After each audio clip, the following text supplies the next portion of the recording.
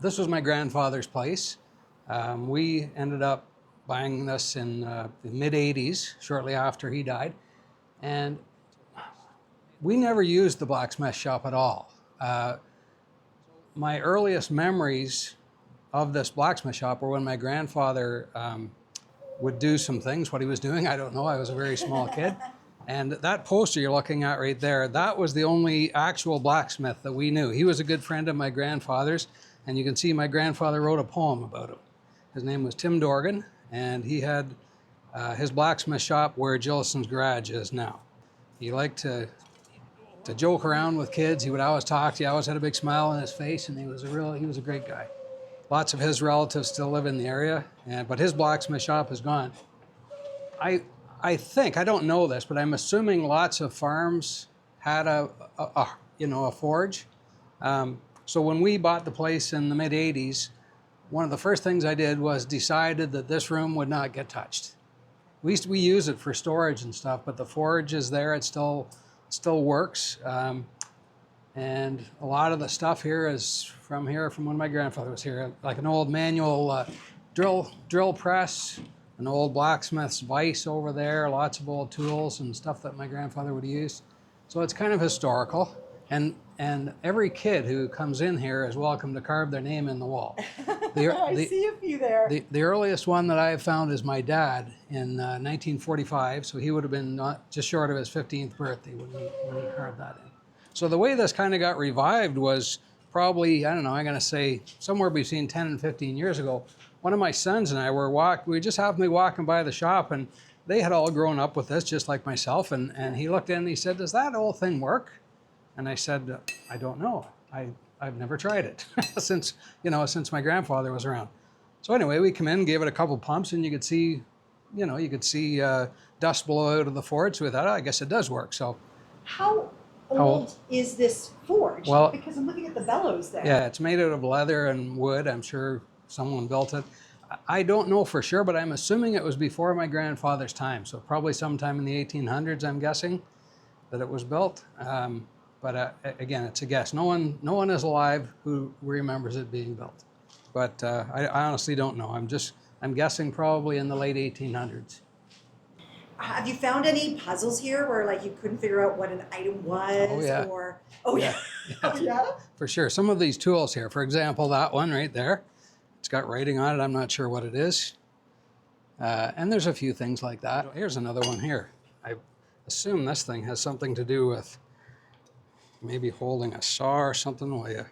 It's obviously some kind of a clamp, but maybe it's for sharpening, like a crosscut saw or something. Yeah. I don't know.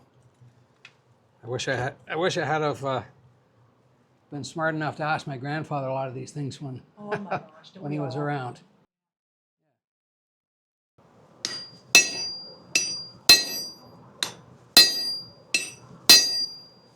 So you can see it starting to go through there. It'd take a fair number of tries, I would imagine.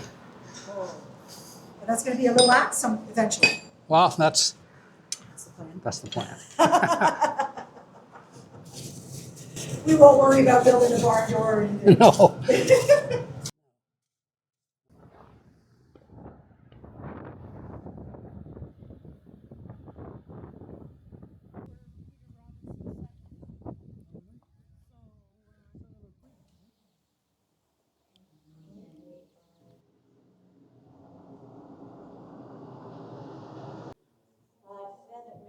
Brought it in here, and I said, did that come from Jim and Denise Brown's house? And I got home last night and it was 18 quilts different people had. You'll love that. Isn't that great? Good for you. Looks good, eh? Yeah, we're very happy with them. Yeah.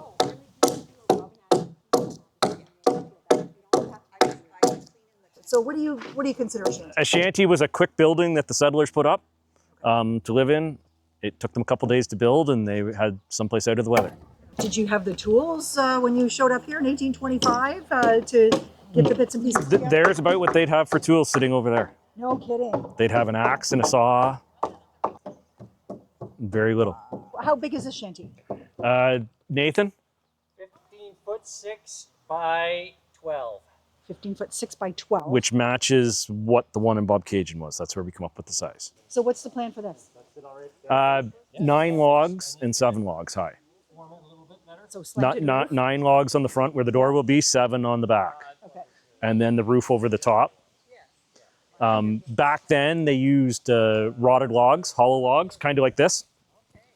What? That's what the roof would be made out of. They'd split the log in half, and then it would create like a horseshoe. So the bottom would all be turned, and then so the water would run. Oh, that makes sense. Natural trough. Natural trough because they didn't have any materials. Where's the door? The door will get cut in the front eventually. The bottom log will stay and the top log will stay. That's what held it together. Okay. Wow. And then there was no material. It was a hide or something put over top of the door at that time. Did you have to do some research, or were you able to borrow some research from other builders? Mary was my research. Mary Jane Connell. She was the researcher. Okay. And so, how did you get? Are you part of the committee here, or? Mary's my mom, so that I should do. answer all the questions. Good answer, Steve. Good answer, Stephen. Right? We do as we're told. And who's helping you build? Nathan Benaldel. And what does he know about building? Everything. Whatever he tells me. Ah, very good. Nathan didn't want to say no either.